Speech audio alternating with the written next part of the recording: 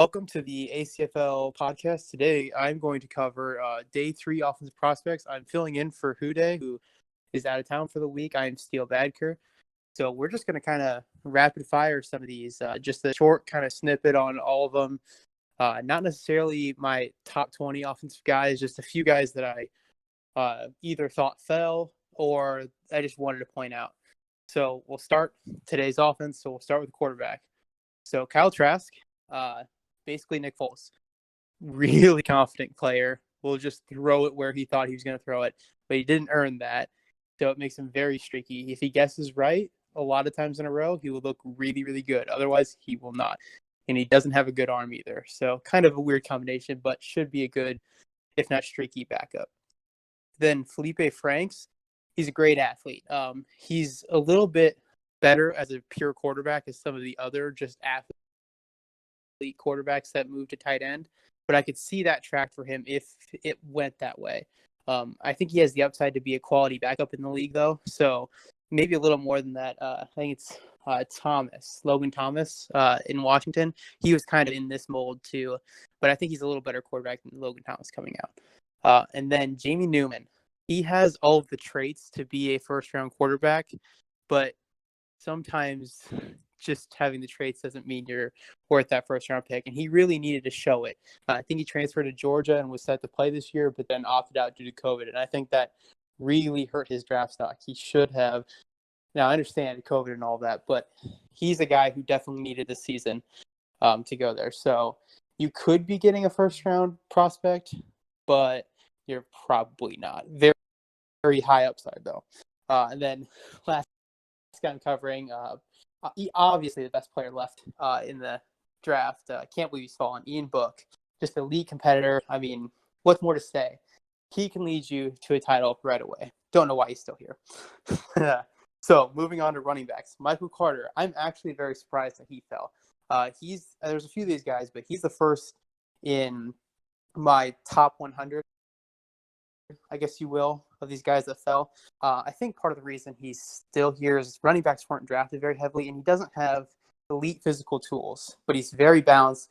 He can come in and give you everything you want out of a starting or backup running back. So I could see him being kind of more Alexander Madison role on a team, just kind of spelling his guy, but doesn't look like a downgrade. And then Hubbard, another guy I had in the top 100, kind of running backs falling again. But the thing with him is if you're getting 2019 Hubbard, the guy who thought, oh, wow, he's an elite running back, then you're obviously very golden here. He's a candidate for one of these guys that's a day 3 pick that comes in right away. And it's like, why was he a day 3 pick?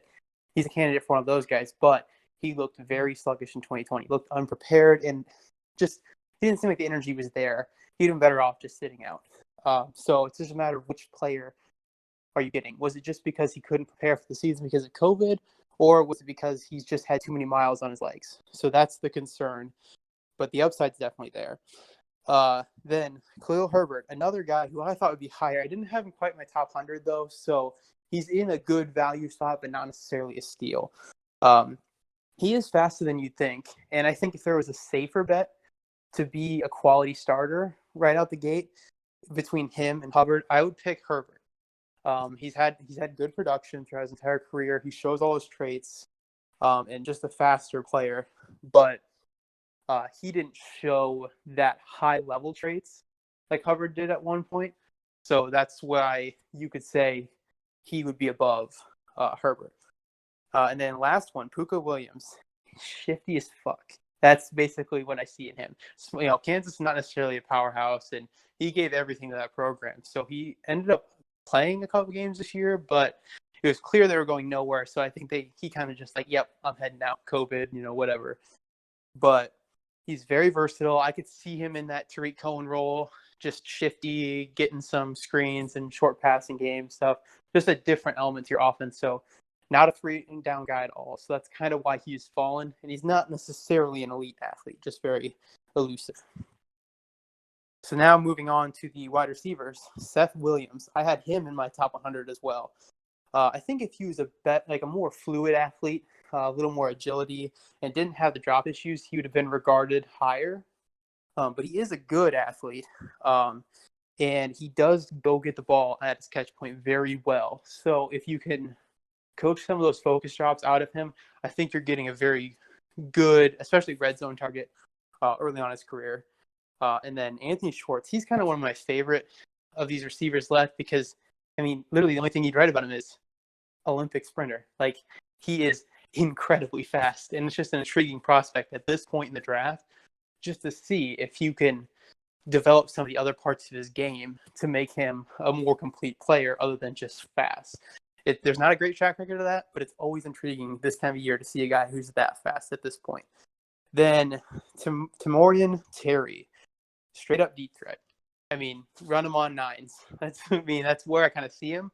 But that role is not completely invaluable. A team that just struggles to push the ball down the field, that just needs a deep threat, he'd be perfect for that. A wide receiver 4 comes in and runs a couple go balls, maybe catches a couple. Kind of like, I think St. Brown's a little bit like that for the Packers. It's just like, yeah, we'll throw him on a 60-yard post, and he might drop a couple of them, but he will be open because he's fast enough to be.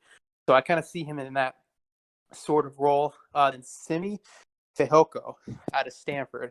He's kind of an interesting one too, similar to Seth Williams, but he's a much more fluid athlete. I just think he's not quite as high-end athlete as far as speed and stuff goes, but he's very aggressive as a ball in the air and very hard to bring down after the catch. So his motor is very good when he is playing wide receiver, but for a late-round guy, you would definitely like to see him block more. He didn't really care at all. So if you can translate some of that motor from his playing wide receiver to blocking for you as well, I think he can find his way onto the field. And that does raise concerns about if he would try on special teams and stuff like that as well, which he will need to do to stay on a team while he's developing his route tree and stuff. Moving on to tight ends, I have 2. There's not a lot of guys left for tight end that are like, oh yeah, definitely this guy's going to make a huge impact, or like I could see that huge upside. But there are a couple guys that I like. Bradley Moore. He ran a much faster 40 than I expected. 4.66 is what I have him down at. I expected him to be pretty slow. So it does give him a little bit more upside than I thought. But I see him as a wide receiver 2. Or no, tight end 2, not wide receiver 2. A tight end 2 for a team right away.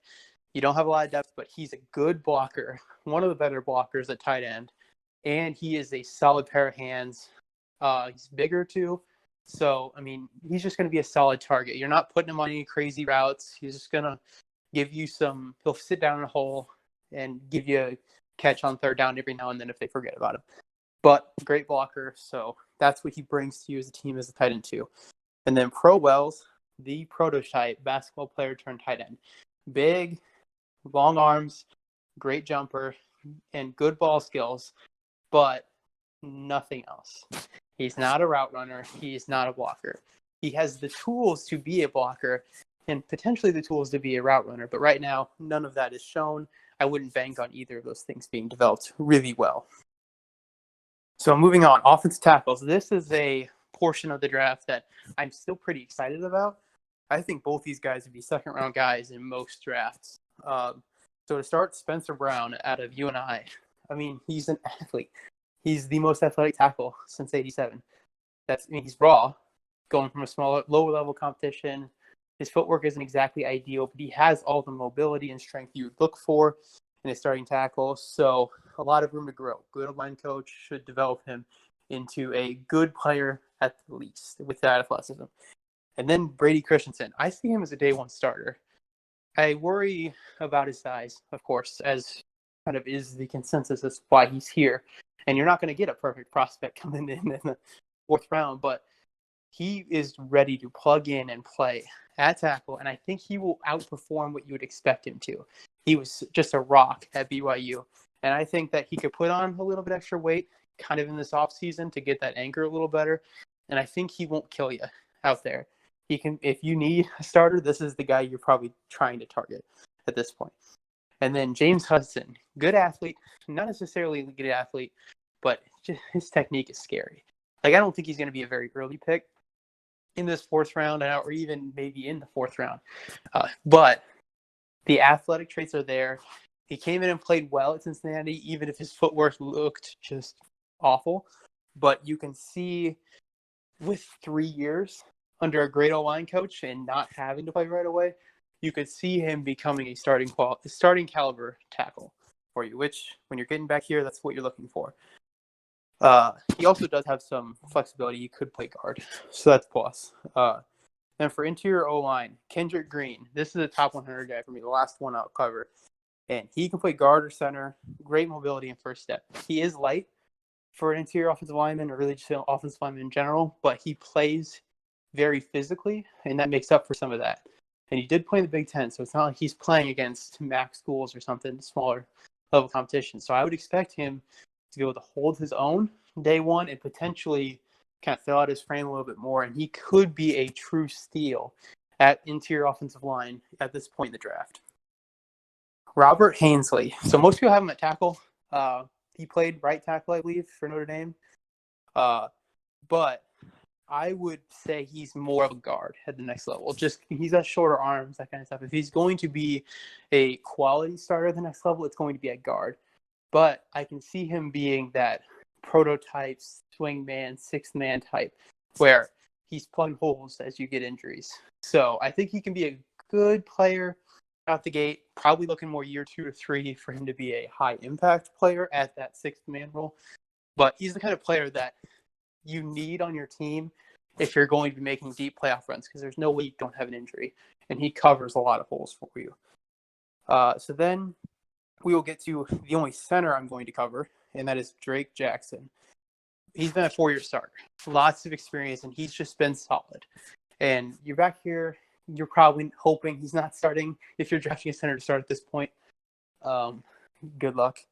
But I think he projects as somebody who would fill that 25 to 32 level starting center in the league in a couple years. And that's never ideal, but it's better to have 25 to 32 than 33, 34.